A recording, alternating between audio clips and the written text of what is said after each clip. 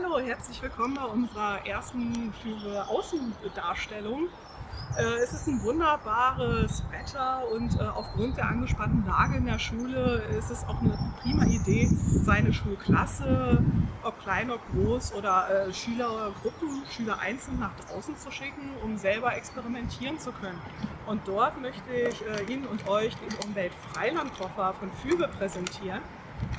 Der ist ja klein und handlich. Die Schüler können ihn selber mitnehmen und wie hier gut zu sehen ist, sind die Sensoren, alle notwendigen Sensoren in diesem Koffer enthalten. Und die Schüler können damit wunderbar die Versuche hier draußen im Wald und Wiese selber durchführen.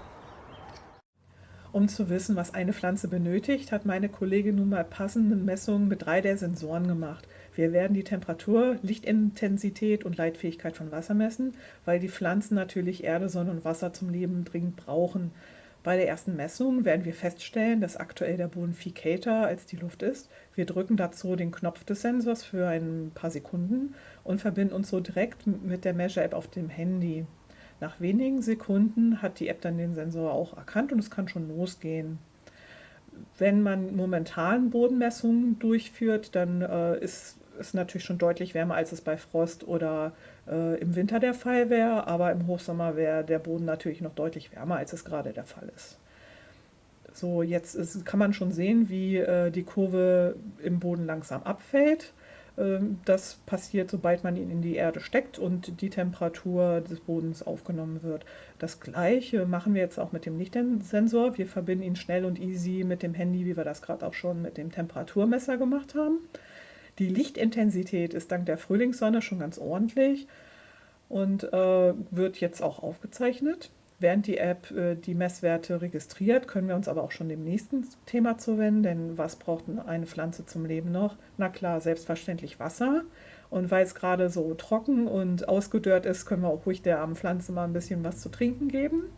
Und um sicherzustellen, dass wir auch gute Wasserqualität haben, sprich, dass wir die Pflanze auch wirklich jetzt, dass wir der Pflanze geholfen haben, messen wir die Leitfähigkeit doch schnell mal mit unserem Conductivity-Sensor.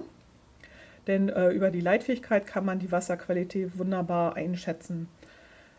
Und übrigens, die meisten Sensoren und alle in unserem Koffer sind wasserdicht. Ja, das ist absichtlich, damit Schüler auch bedenkenlos draußen in der Umwelt Messungen durchführen können und sei es auch mal, dass da eine Pfütze ist oder ein bisschen schlechteres Wetter, keine Sorge, die Sensoren bleiben alle heile. Die restlichen Sensoren in unserem Freilandkoffer, von links nach rechts gesehen, sind das Kolorimeter, mit dem man die Trübheit von Wasser bestimmen kann, ein pH-Meter inklusive der pH-Sonde, mit dem man pH-Werte von Wasser und Böden bestimmen kann, ein Sensor zur Bestimmung der relativen Luftfeuchtigkeit und noch ein Sensor zur Bestimmung des absoluten Drucks, der sich wunderbar auch zur Bestimmung des Luftdrucks eignet.